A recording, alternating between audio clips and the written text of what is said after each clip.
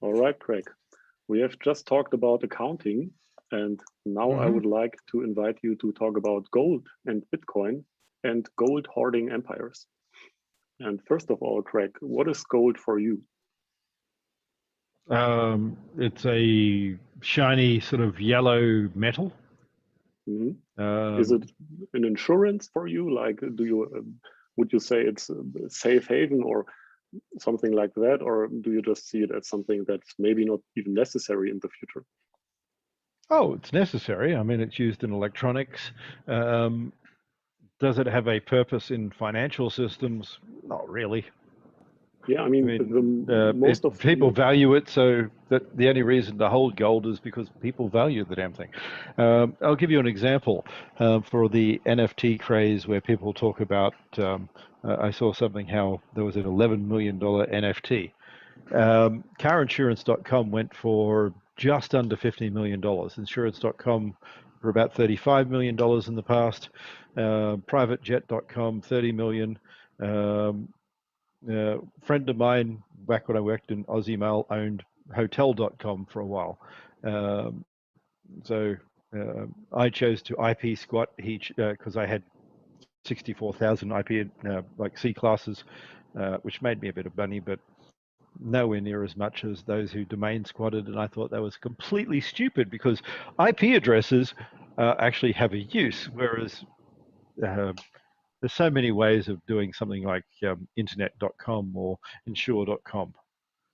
So, simply put, I mean, we're in a. do you like gold or not? Maybe that's easier to answer. Personally, I'm just wearing personally. some. I mean, Okay. I've got a wedding ring. It's not gold. It's platinum, but like my Harvard class ring is gold. Um, it's got shiny things on it, um, and that sort of stuff. Uh, I mean, do I wear it as jewelry? Yes. I mean, there's gold in my Rolex, but I mean, is this So an investment? No. I mean, yes, I could flog my Rolex off, but I don't think I'll get as much money. I mean, there are some watches I own.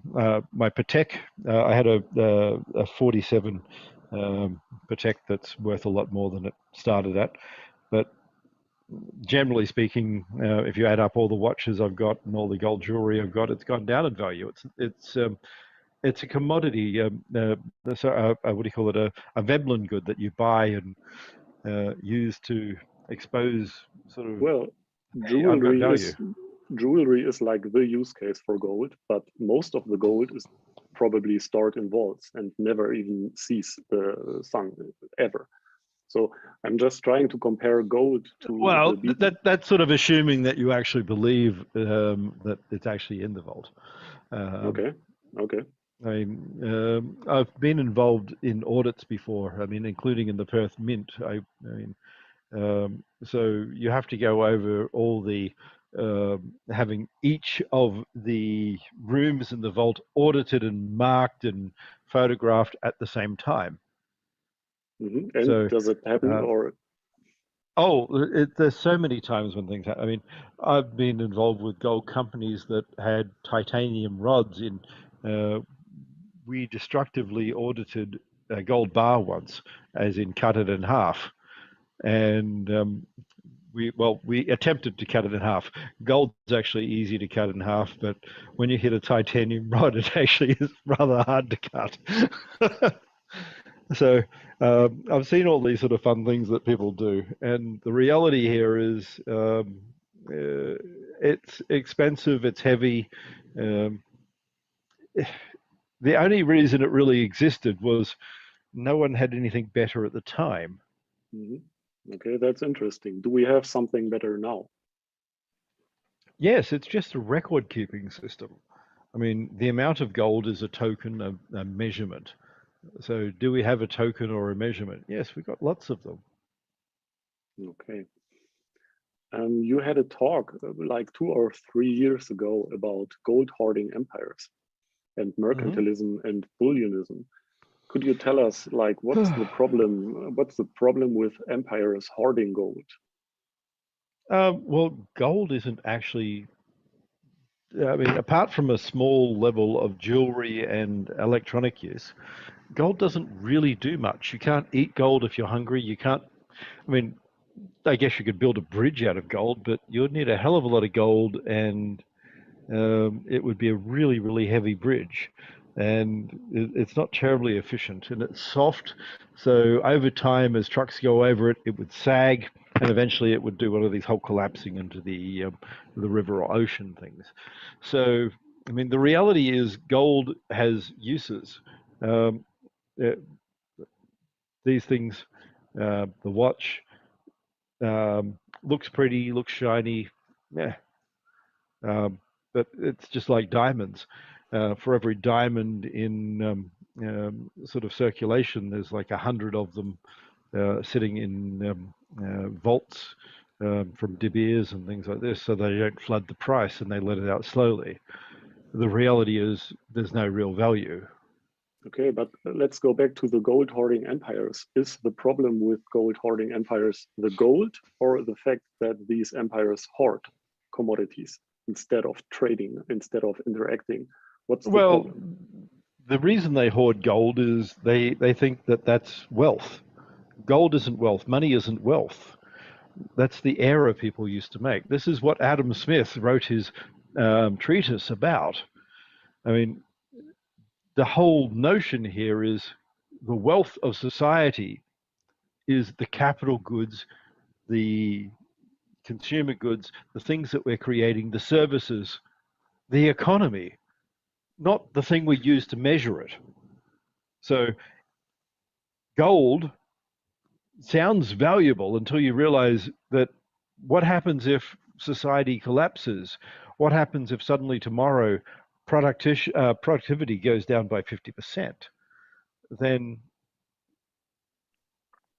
that gold doesn't suddenly make you rich. I So the I might so put. the yeah, so the Go ahead, problem with just the hoarding, with the bullionism, wasn't hoarding gold; it was hoarding as a Correct. yeah. Yeah, Okay, it's got it. believing that if I hold a whole lot of this stuff that I use for paying my debts, that in itself will make me wealthy. But that's the error. It's not. That's not wealth. Capital goods Yeah, and yeah. services and creation and industry and trade is wealth. So people mistake sort of the notion of what wealth is, and that's where the problem happens. I would put forward that the utility of gold is an accounting system, jewelry, and nowadays computer hardware. Would you say Uh, that the utility of Bitcoin is more than that? Gold's not an accounting system, though. I mean, it could be used as a high-end cash system. Um, and by high-end, I mean high-end. Most people in the world in history never saw gold in their life. Gold was used for settling sort of government accounts. People didn't ever use gold to pay for anything, apart from a few elites. Silver. Even then, one silver coin was like the per diem per day. So most people didn't deal with silver other than large scale savings and purchases. The majority of people used either copper or lead, other processed sort of goods. If you were buying your day to day things, your groceries, going to the pub, it would actually be a lead token. Most Okay. people don't realize this, but there's lots of evidence of it here around Europe. If you go back into the history, you find all this. And sitting there going, but there's a £1 coin. Well, really? So what? Um, we're not talking about the estate holders who own 60,000 acres of land in Britain, which is what most historians write about in the past. I'm talking about the 99% of the population who would never have seen a gold coin in their life. Even today, And even today. well, most people can afford to see a gold coin in their life today, but they just don't care. Yeah. I'm putting forward in the Roman times, there were taxes were mostly only accepted in gold, and apparently in some medieval countries as well, because apparently, and feel free to correct me afterwards if I'm wrong, gold was harder to forge. More likely silver. Right. And and then what you're doing is at the governor level. So you're confusing the tax collectors and what they had to pay to the state with the actual people. So the way that it worked was the Romans used a tax farming industry, and they would sell the rights to collect taxes in a province. So the tax collector, which of course are mentioned all through the Bible, no one liked them, would go through and collect up all the wealth that they could and milk the people as much as they could. And from that, they would get enough gold or silver to pay the Romans. And the way that worked wasn't like a percentage tax now. They would buy the right. So I would go, I think I can milk Jerusalem for 1,000 shekels. So I'm going to go to the Romans and say, I will give you 800 shekels to do this province. I want to go back to the gold hoarding empires a little bit. Was there a counterexample, Craig, in history of an empire that didn't hoard? At what stage? I mean, empires, not everything was an empire for a start. I mean, if you go back to Athens, the Athenians were a republic. Republics weren't common, but there were plenty of them. Venice, Florence, they were comparatively small. So the difference was you had a commercial group in most of these, like the Venetians or Florentines. But yes, mercantilism was considered how you do economics up until Smith came along. I'm trying to get to the core problem of hoarding. What is the difference between saving and hoarding? Well, saving, you should actually have your money active. You're trying to grow your money. So to be a little bit biblical, I'll sort of try and point you out to the parable of the talents and the servants. And what we should look at is the castigation of the individuals who sort of buried money, hoping that it will just be there. I mean, gold is not an appreciating asset. Over time, the value of gold decreases compared to the economy. You actually need to have something like a Fortune 500 sort of stock portfolio to manage your money and stay even. And I would actually argue that you need to be close to a S&P 500 sort of investment portfolio really to stay even. Everyone says, oh, you're making money, but that's because the economy is actually gaining wealth, it's gaining knowledge, it's gaining information. So hoarding is really about not investing, not creating, not risking.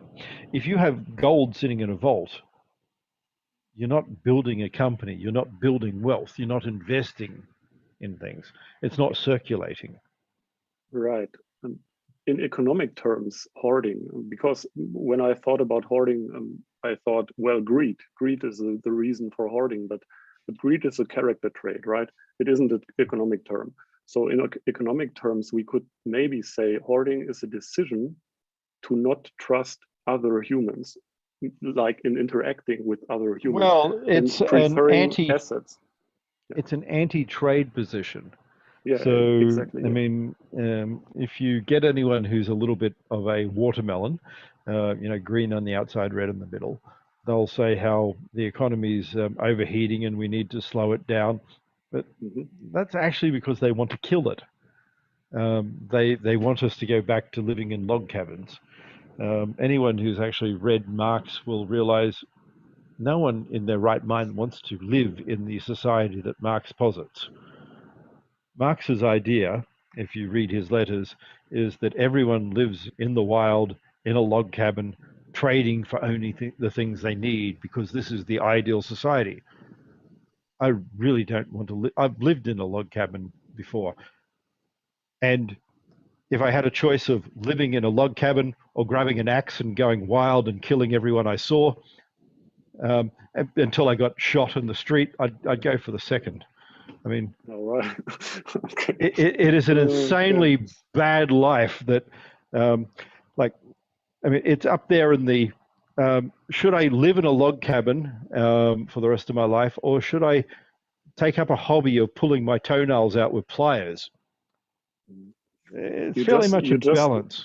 You just mentioned the melon type political people, and that's funny because maybe we could say that those melon type people want to hoard nature. They don't want to trade. They want to hoard. Well, nature. no. They don't want to hoard it at all. They're nihilistic. They hate humanity. Can you elaborate on that? Yeah. Well, their idea is humans are bad. Get rid of us off the planet. They don't care about nature. They care about stopping humans. So rather than suicide, they want to take everyone out. Okay, so that's like the next step after hoarding is like hoarding is anti-trade, like you said, and the next step would be anti-human, like you just put it. Yeah, fairly much. If you look at these Extinction Rebellion people, what they're really wanting to do is make everyone extinct. I mean, their whole thing is, how do we kill off the human population? I mean, I'm sure if you gave them sort of control of the world, they would make Stalin, Hitler, and everyone else like that look like pussies. I mean, no comment. Oh, I mean, look I at can't comment on that. I'm German. I can't comment. Oh, the Sierra Foundation. They've come out before in talks and said that the population of the Earth that's sustainable should never be more than 100 million people, which is absolutely insane. The population of the Earth right now will fit in Texas, and everyone will have a suburban backyard with a quarter acre. That's the entire 8 billion of us will fit in Texas with a suburban backyard, a nice large one. So all this BS about how much room we're taking up, how much we're degrading, not at all. Just most people have never gone outside their suburban backyard and actually seen that half the world is still wild. All right. I'm trying to bring this back to gold, though, even though that was very interesting and people will like that part, I guess. What would you say if we take the premise that the world will be running on Bitcoin SV, maybe in 20 years, 30 years, whatever, maybe faster? But what effects would that have on gold as an asset? Like, could gold, yeah. Why would it have an effect on gold as an asset? Maybe because people say that the commodity that is Bitcoin SV could be. But people don't buy gold because of that. But no one uses gold as money anymore. I mean, gold's not. It's not even a good inflation hedge because it's negative now. It's not a store of value. It's not. So I mean, people don't buy gold for that reason. They buy gold because it has a value. So there's no correlation between Bitcoin in any possible history and gold. I mean, anyone's possible history. If we take a near infinite universe, I don't believe in infinity, and we extend everything that can happen with gold that is feasible, there is no way that this correlates with Bitcoin, ever. There's just no correlation to Bitcoin and ever. It's just completely irrelevant.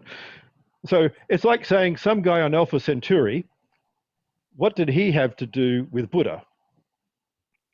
Nothing. I mean, you can make conspiracy theories up to the yin yang and say that really Buddha was an alien, but the reality is nothing.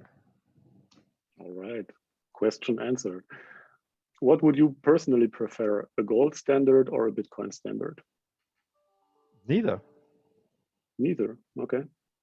Why would I mean, it should, one, there was no real gold standard ever in history. Between bimetallism, sort of fractional reserve banking, all sorts of other things, there's never been a gold standard, ever. That's what people, there's been a gold exchange standard. And people confuse that with a gold standard, but the reality is there's never been a gold standard. Should Bitcoin be used as a commodity? Should it have value? Should it be money? Yes, but they're different questions. There's a difference between saying every country in the world must have a system based on native Bitcoin without fiat on top, which was never the intention. Bitcoin's a cash system. It's designed for micropayments. It's not designed to replace the world's economy. Okay. I've got two questions from Twitter users, and one is from a user called Meme Reserve. He asked, he told me to ask you, can gold be double spent? Well, let's see. You can shave it. You can sell the bar twice. You can. I mean, do you actually get the physical gold bar? Have you destroyed it and checked that it has sort of that it's pure? That you had it reassayed after you bought it? I mean, you can do all that, but it's damn expensive. Okay. And another question from another Twitter user called Mike Murphy, who's also in the MetaNet ICU Slack. He wanted to know if Bitcoin SV could ensure to make the gold market honest. He's implying that there is a dishonesty in the current gold market. Maybe we can. Of course there is, but that's I've just mentioned a whole lot of problems. No, it can't. You still need auditors. You still need all the checks. This is where everyone's going wrong. They think you put it on chain and suddenly it's honest. But how do I know that that gold is real? How do I know that you haven't done a bait and switch on? When I mentioned about auditing and different vaults, the reason we had to do all the vaults at the same time was there are scams involving people moving gold from vault to vault. Like there's not enough in some of the vaults, so you audit one and the next day you audit another. And why do you have to move it all? Because if you pack up gold bars and you see the pictures, how do you know they're not hollow? Next, you randomly need to select some and destroy them. And I'm serious in the whole destroying gold bars bit, because people put titanium bars in the middle, and you can make titanium at the right density with special processing techniques that are expensive, but they're cheaper than gold. So you have basically gold-coated titanium. And titanium's titanium's expensive too, but a titanium alloy mix can be cheaper than gold, and that's all you need to do. And you can't tell from the outside. You can't X-ray gold. The weight is the same, the volume's the same. So, no, you have to actually cut the thing in half. Sounds terrible, actually. So you have to randomly assay gold all the time. Otherwise, you don't know whether someone's... Yeah, exactly. So it's a terrible process. So I want to make the point there that Bitcoin doesn't magically solve things like this, but you still got to have a physical process, and there's still going to be... You still have humans involved. That's maybe the point. Yeah, so you will still have the person doing the audit. They will still go and do their work, and they will still check things off, but you will have a record that can't be lost or changed. So when someone signs off on something, there it is. But showing my age here, there was an episode of MASH once where the guys came in and they had to do kitchen duty. I'm not quite sure why. The reality is officers never do kitchen duty, but for some reason in the MASH show they had to. And they came in and they signed the thing, and they didn't realize that half of the utensils were missing. So what they had to do was another scam and get the guy who took it over to sign off. Otherwise, they would be guilty of losing all the utensils because they signed it that they were there. So the same thing has to happen. If you don't check, then someone's going to diddle you. And it doesn't matter what you're on. If you're talking about real world assets, then Bitcoin doesn't solve that. No matter how many NFTs you want to create, there's nothing stopping the NFT about nothing having a unbounded number of nothings. The artist can make another NFT with nothing all he wants. Right. With that, I think we have to call time now. I would like to thank Craig very much for joining us again. And we shall hopefully be with Craig again in another month's time. That sounds good. Thank you very much, all. Yeah. Alrighty. Thanks, Craig. Bye-bye. Right. Thanks, Craig. I'll talk to you soon. Bye.